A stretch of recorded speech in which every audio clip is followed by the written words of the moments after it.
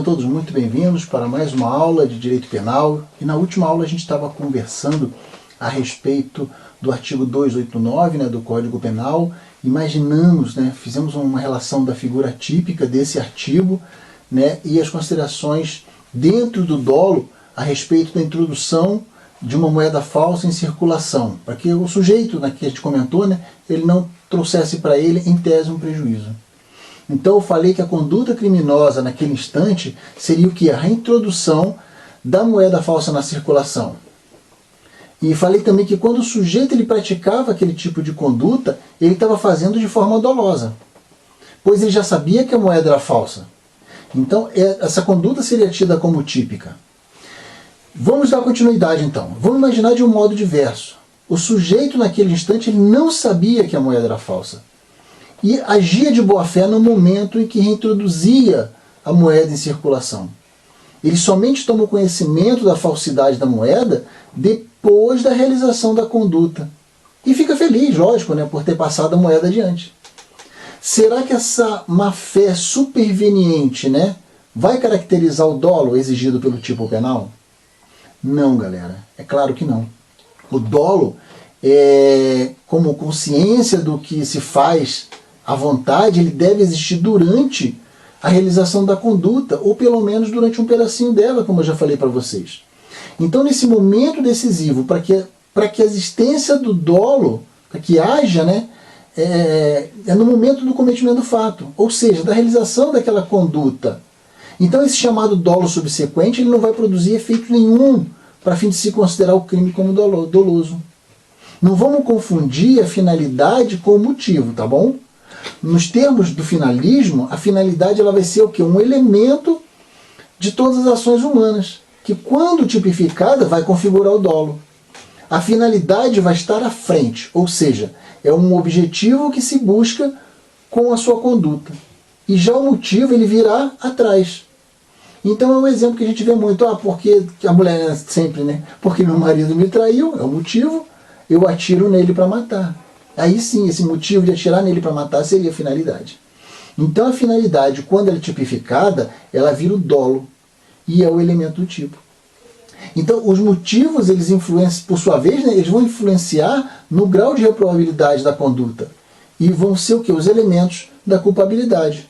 Com isso, galera, nós vamos estudar um pouquinho a classificação das espécies que mais caem em concurso público a respeito do dolo. Nós vamos ter o dolo direto, ou também chamado de primeiro grau, que está lá no artigo 18 do Código Penal, onde o resultado é querido pelo agente, no sentido de que esse objetivo é o principal da conduta que ele comete.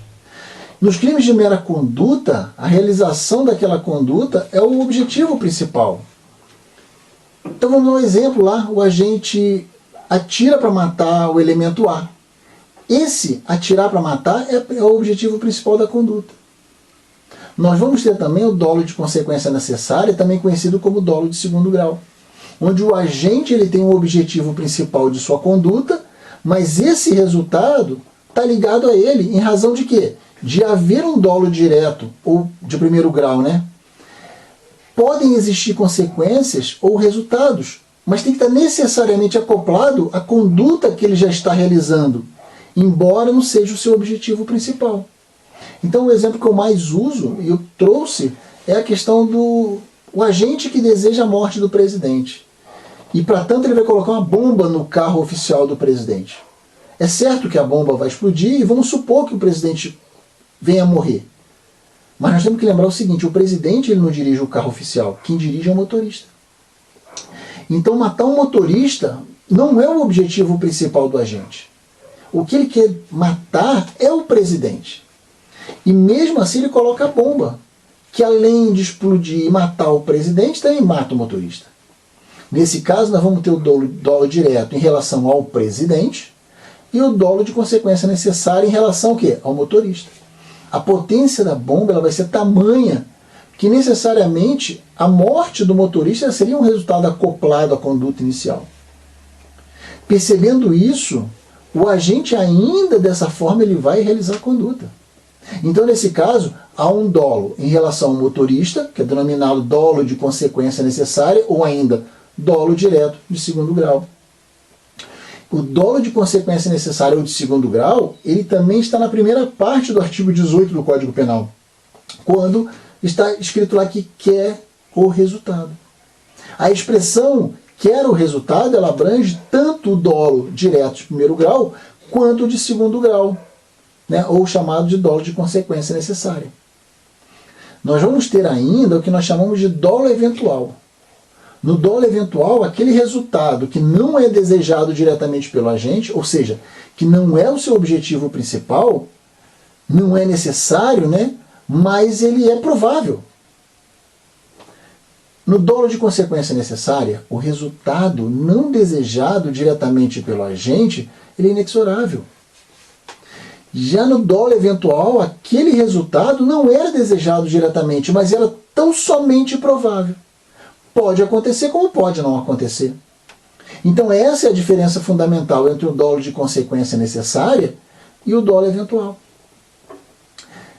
Repise o quê? No dolo eventual, galera, o sujeito ele prevê o resultado, que é muito provável, mas também pode não acontecer.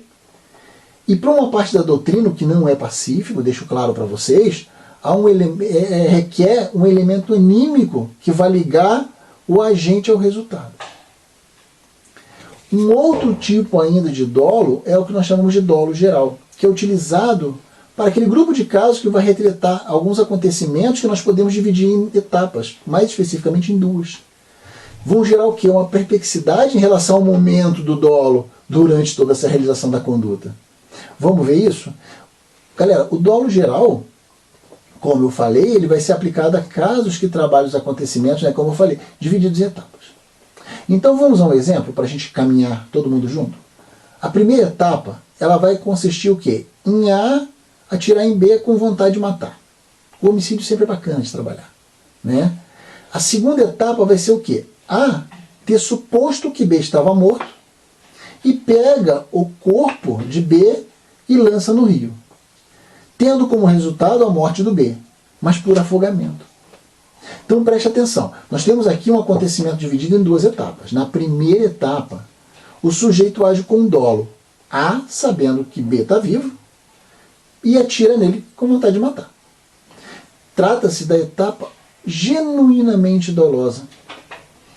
Numa segunda etapa vai faltar o quê? O elemento intelectivo ou conectivo do dolo, pois A jura de pé junto que B já está morto.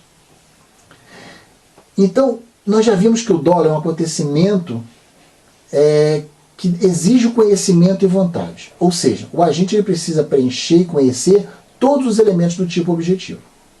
No caso do homicídio, o agente tem que conhecer que está matando uma pessoa viva. E no exemplo que a gente deu, A estava supondo que se tratava de um cadáver quando ele pegou o B e jogou no rio.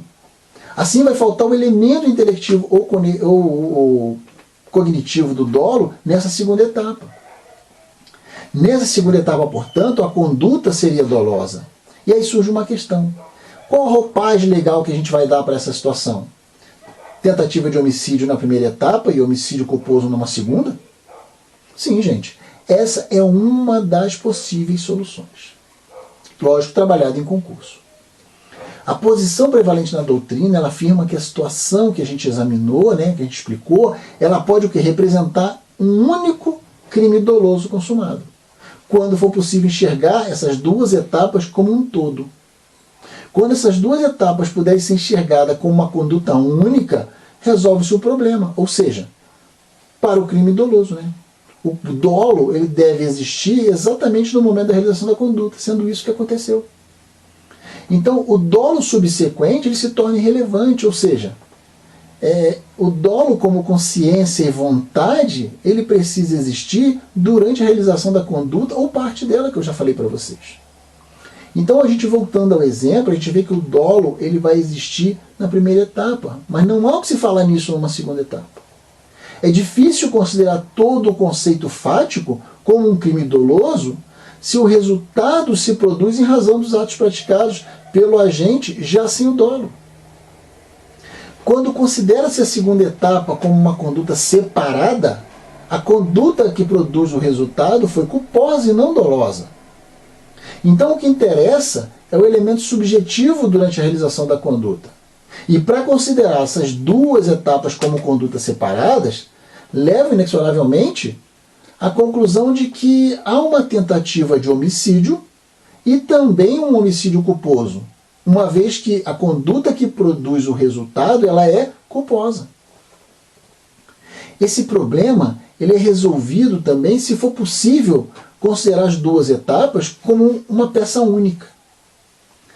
E uma vez aprendido que o dolo deve estar presente durante parte de realização da conduta, fica fácil de entender isso. Então vamos ao exemplo. O agente ele quer matar o A e desfere várias facadas. Nas 3 primeiras facadas, né, o agente ele sabe que A está vivo. Com a queda de A ao chão, o agente acredita que ele já tenha morrido, mas ainda assim, devido à ira, continua a desferir várias facadas. Mas se nós analisarmos o caso em concreto, o A no chão ainda estava vivo. Mas faleceu o quê? Em razão das diversas outras facadas, quando ele já caído estava. Trata-se, gente, de uma única conduta, as várias facadas. Estando o dolo presente nas 3 primeiras ou nas 4 primeiras facadas, não sei, e não nas últimas, que em tese foram responsáveis pela morte. Não há diferença, pois basta que o dolo exista durante uma partezinha da realização da conduta, como eu falei para vocês. É possível transportar esse entendimento lá para o nosso primeiro exemplo, ou seja, considerar aquilo tudo como um único homicídio doloso consumado. Se for possível enxergar as duas etapas como única conduta, isso fica fácil. Da mesma forma como a gente vê que as várias facadas, né, são atos de uma mesma conduta. E como se faz para enxergar essas duas etapas como sendo uma única conduta? Por enquanto, gente, eu vou adiantar para vocês o seguinte, que um elemento fundamental da unidade de conduta é termos uma unidade de planejamento. Se essas duas etapas fizerem parte de um planejamento único, elas funcionarão como vários atos da mesma conduta. Então, a gente voltando lá naquele primeiro exemplo, em que A planejava matar B e depois jogá-lo no rio, como isso tudo faz parte do planejamento único, ou seja, está tudo ligado dentro da mesma conduta. O fato de haver o dolo na primeira etapa já é suficiente para que toda essa conduta seja tida como dolosa. E teremos, nesse caso, um crime único de dolo consumado. Perceba, esse acontecimento em duas etapas, dentro desse esquema visto, né, o dolo na primeira e a culpa na segunda, pode gerar um crime único doloso consumado. E denominado dessa forma, dolo geral. Ou não.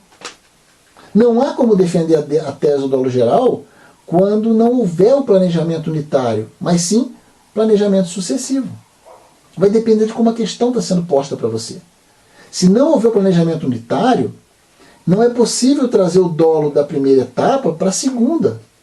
E as condutas serão separadas.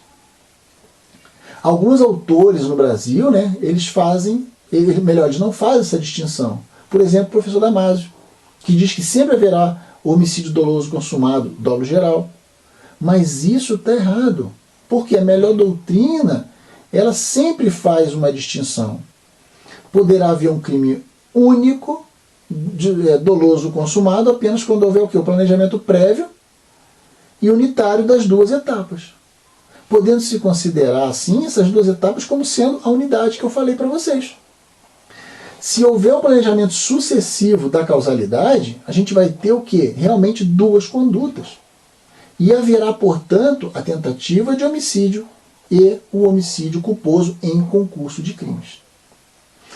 Eu falo para vocês, o exemplo que eu trago, assim, apesar de não conhecer a profundo, né, o caso Nardoni. A impressão que ficou foi que se tratava de um planejamento sucessivo da causalidade. Por quê? Porque a madrasta, o pai, não me recordo, eles se desentenderam, né, com a menina. E ela desmaiou. O casal surpreendido, ele pega a menina, acreditando que já estava morta, e joga pela janela. Na realidade, ela morreu pela queda. Isso está no laudo. Evidente que para se falar do dolo geral no homicídio, a gente tem que haver a vontade de matar já na primeira etapa, pelo menos. Então, revisando. Vamos lá, vamos resumir. O dolo geral que é muito interessante a gente estudar, porque sempre cai no concurso, né? Ele vai se aplicar a um grupo de casos em que há um acontecimento, via de regra, de dois atos. O sujeito ele acredita ter produzido o resultado já na primeira parte da ação, quando, em realidade, o resultado vai ter lugar aonde? Apenas na segunda parte. É interessante, pois há dolo na primeira etapa e na segunda a culpa em razão de um erro de tipo. O agente ele vai supor que a vítima estava morta, mas ela ainda estava viva. E assim ele errou sobre o quê? Sobre o elemento do tipo objetivo. Acredito que tenha dado para entender bem pormenorizado a questão do dolo eventual, do dolo direto, melhor dizendo. Gente, vamos falar um pouquinho sobre dolo eventual, culpa consciente e culpa inconsciente, tá? Esse dolo direto que a gente falou e a culpa inconsciente, eles são muito diferentes. Na culpa inconsciente, não se prevê o resultado, ou seja, trata-se da não previsão do previsível, como se diz. Vamos dizer que doutrinariamente a gente pode dividir, isso é o que ocorre, a culpa em culpa consciente e culpa inconsciente. A inconsciente mais comum, né, é aquela que sequer prevê o resultado. Então, um exemplo, A dirige alta velocidade, né, mas não vê uma criança atravessando a rua, atropela a criança e mata. Na culpa inconsciente, o sujeito ele não prevê o resultado, mas poderia ter previsto. Portanto, ela é o que? É uma culpa sem previsão. Ou seja, é a não previsão do previsível. O resultado era previsível, considerando na ideia do homem médio, mas o sujeito por si só não previu. Posto que ela não tem nenhuma previsão de resultado, é muito diferente do dolo, em que o sujeito prevê e deseja o resultado. Então nós temos o quê?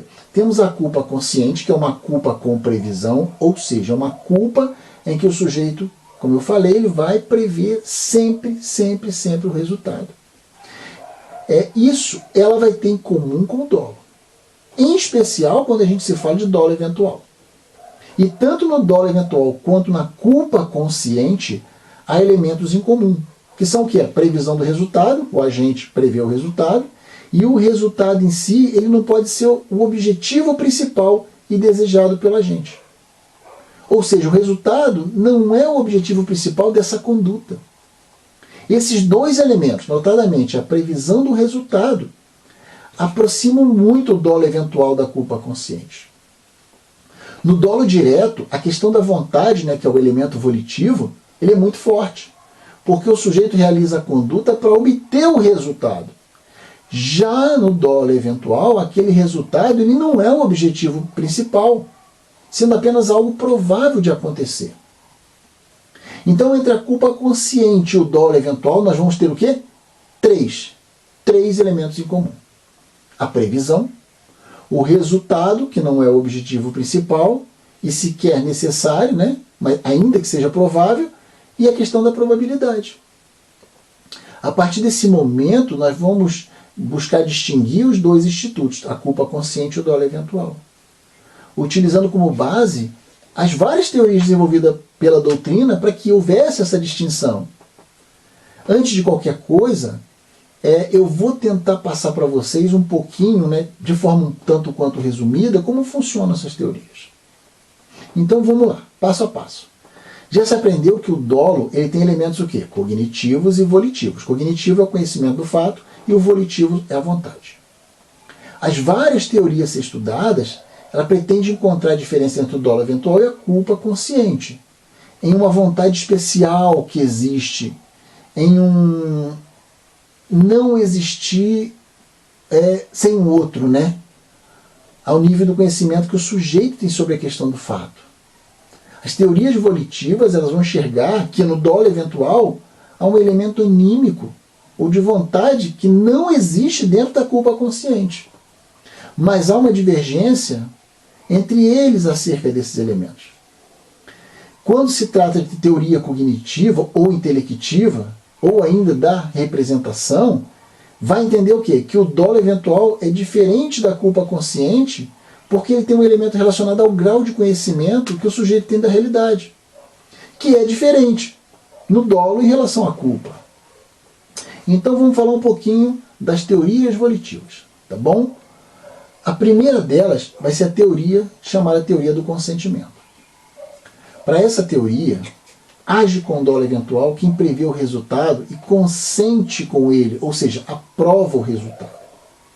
Vamos supor que A atira em B e vê que ao lado dele é uma outra pessoa. A vê que pode acertar essa outra pessoa e consente, ou aprova esse resultado.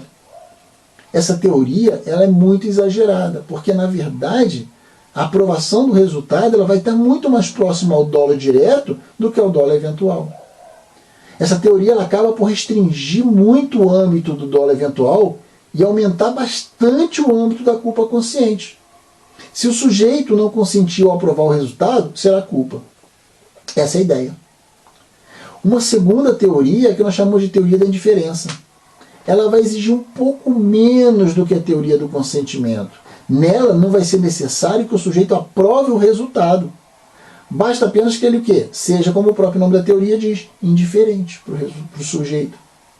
Se acontecer ou não acontecer, tanto faz para o sujeito, que ele vai prosseguir com a conduta arriscada. Então, no Brasil, a nossa jurisprudência ela consagra ambas as teorias, a do consentimento e da indiferença. Muitas vezes os acórdãos, eles mencionam a teoria do consentimento, mas usam a ideia da indiferença. Embora seja nominalmente mencionada a teoria do consentimento, o conteúdo desses acordos ele está diretamente relacionado à ideia tratada dentro da teoria da indiferença.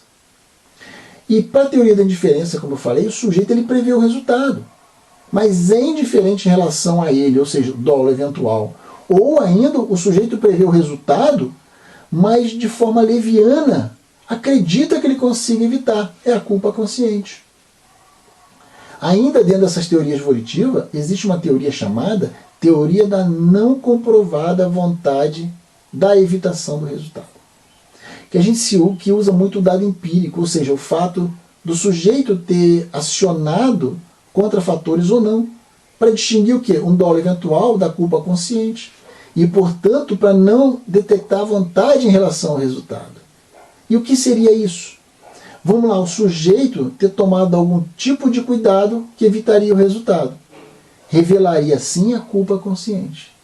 Por um outro lado, se ele não tomou nenhum tipo de cuidado, trataria-se de dolo eventual. Essa ideia ela é artificial. Porque nem sempre na culpa consciente, quando o sujeito ativa contrafatores, ele pode simplesmente acreditar que não vai acontecer com ele. Então, temos ainda a teoria eclética, que é também conhecida como teoria do levar a sério. Ela é predominante aonde? Nos países estrangeiros. E ela vai dizer que haverá o dolo eventual, não necessariamente quando houver indiferença em relação ao resultado. Não precisa ter isso tudo. A indiferença ela é muito exigente.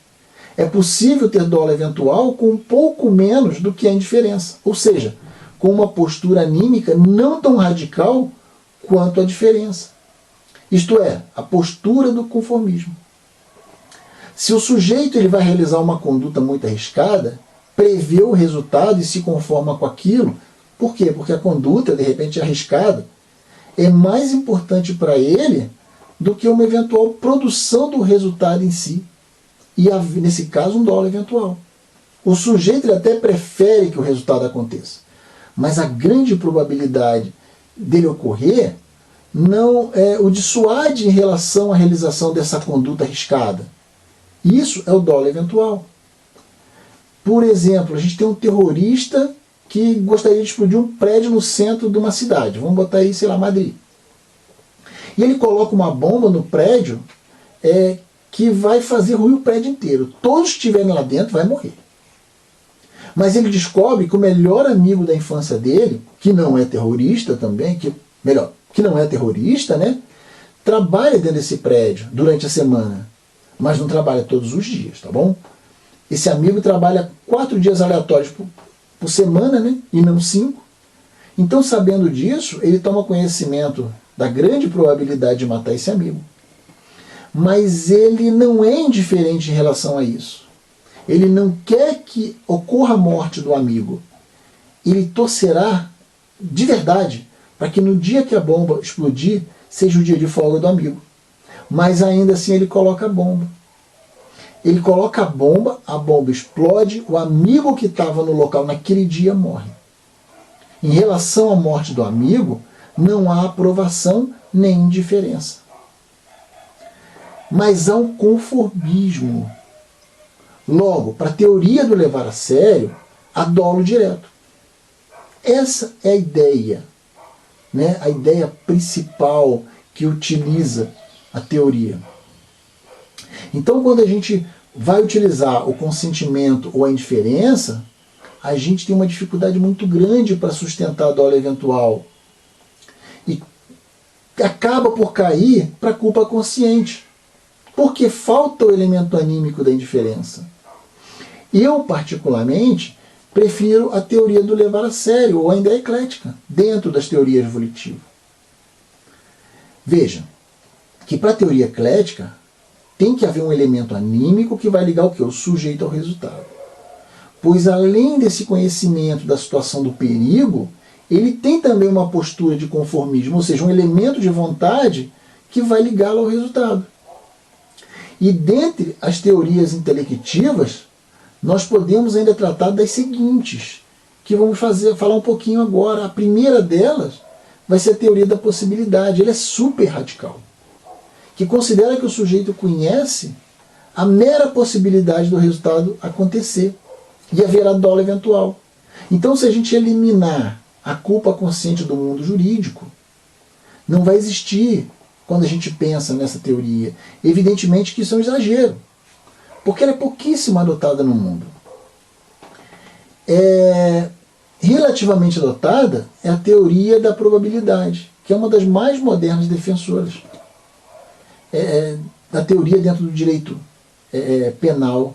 E nós temos um ícone que é a penalista alemã chamada Pupp, que defende ferrenhamente a teoria da probabilidade.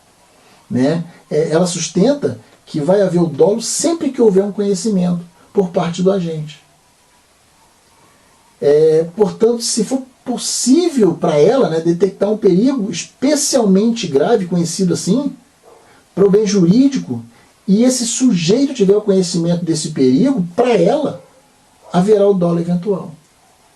Veja que o dolo eventual ele é detectado, ele é considerado exclusivamente o elemento cognitivo de conhecimento da situação dita como especialmente grave para o perigo.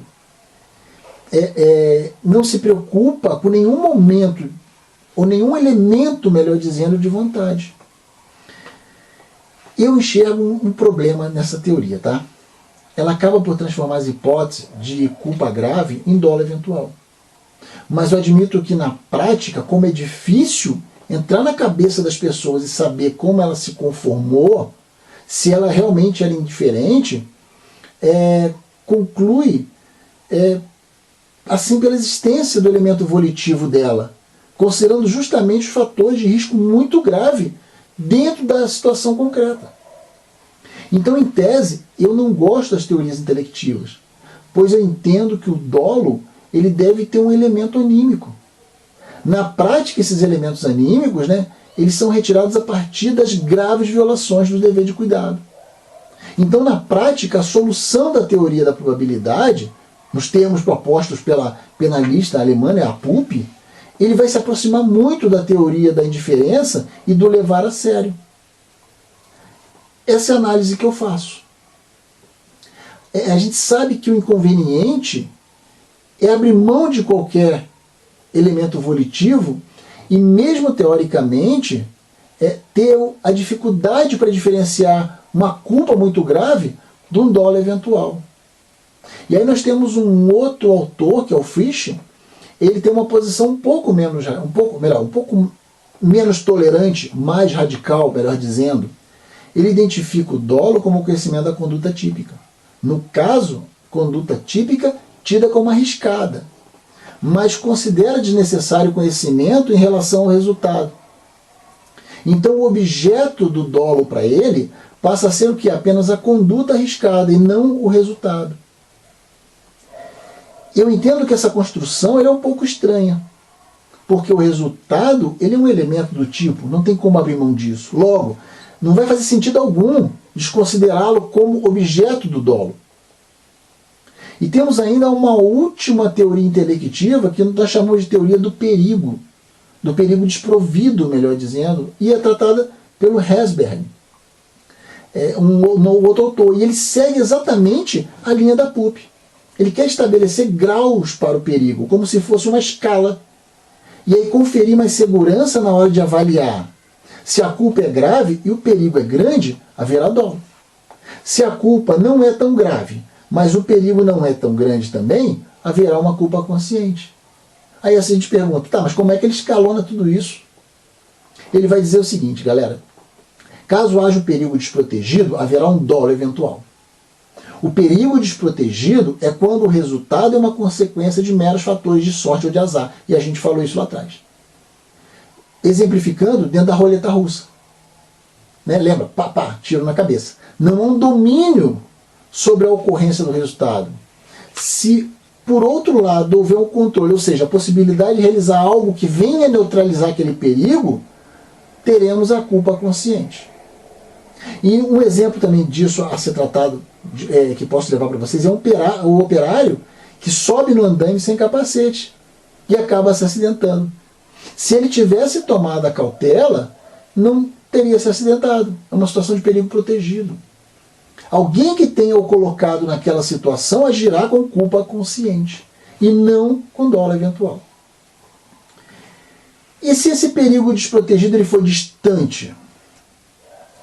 Isso é, se ele cria um perigo que não se controla, mas que acontecerá mais adiante. Qual o exemplo disso? Vamos supor que o sujeito coloca um remédio perigoso e venenoso ao alcance das crianças, que não estão em casa, mas sim na escola, que pode não abrir o armário jamais. Trata-se de um perigo desprotegido distante.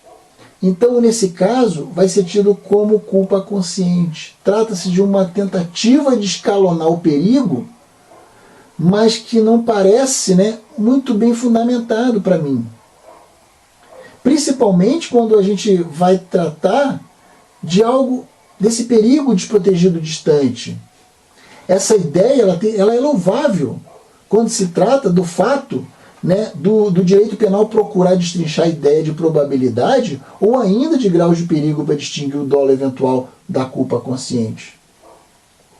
Galera, vamos resumir tudo o que a gente conversou, tá bom? Aqui no Brasil, preponderam as teorias volitivas, e os acordos do STF e do STJ, eles são nominados e tratam especificamente das teorias do consentimento e da indiferença. Na minha visão, a teoria do levar a sério é a melhor teoria volitiva. Mas eu não ganho esse jogo. Na prática, ou na forma como a jurisprudência também julga, o que se toma em conta para avaliar se o sujeito agiu com dolo eventual ou ainda com culpa consciente é o que é o grau do perigo causado. A partir do perigo causado é que vai se extrair se o sujeito era indiferente ou não em relação ao resultado. Está aí a teoria da indiferença. Então essa forma de julgar, ela aproxima muito a jurisprudência da teoria da probabilidade de PUP. Mas nominalmente ela é mencionada como teoria da indiferença e ainda como teoria do consentimento. Na jurisprudência, de uma forma geral, adota-se a teoria da indiferença. Com menção logo, lógico, em menor escala, a teoria do consentimento. Então nós temos diversos acordos do STJ e do STF que vão mencionar essas teorias, para onde pende, para onde não pende, e boa parte dela vai tratar do crime de trânsito. Aqueles em que não se discute mais problema, porque responder por homicídio culposo no trânsito ou por homicídio doloso consumado. Ou seja, há uma pena muito diferente e ainda há uma diferença processual também. Em razão de quê? Da questão da competência do júri ou não. A depender de onde se coloca, vai para um lado ou vai para o outro. O que a jurisprudência tem entendido, principalmente para as hipóteses de embriaguez, então? Vamos lá. Ela entende que não basta indicar embriaguez para que essa conduta seja inexoravelmente pela existência do crime doloso. A jurisprudência ela exige que, muito além da simples embriaguez, seja indicada também violações graves dos deveres de cuidado e que possam levar à conclusão de indiferença em relação ao resultado. De novo, a simples indicação dessa embriaguez para a jurisprudência ela não é suficiente. Tranquilo? Então tem-se que a embriaguez do agente condutor do automóvel, por si só, ela não pode, hipótese alguma, servir de premissa bastante para a gente afirmar que há um dolo eventual em acidente de trânsito com o resultado morte. Outra parte desse mesmo raciocínio tratado na doutrina tem entendido que essa variação, né, do dolo eventual, da culpa consciente, enfim, da embriaguez com todos os seus elementos especiais, ele deve ocorrer na fase da pronúncia. Ou seja, na primeira fase do tribunal do júri, cabe ao juiz togado apreciar a existência de dolo eventual ou culpa consciente quando se tratar de condutor de veículo, que, lógico, né, após a ingestão de bebida alcoólica, ele vem ocasionar um acidente de trânsito e tendo obrigatoriamente um resultado morte.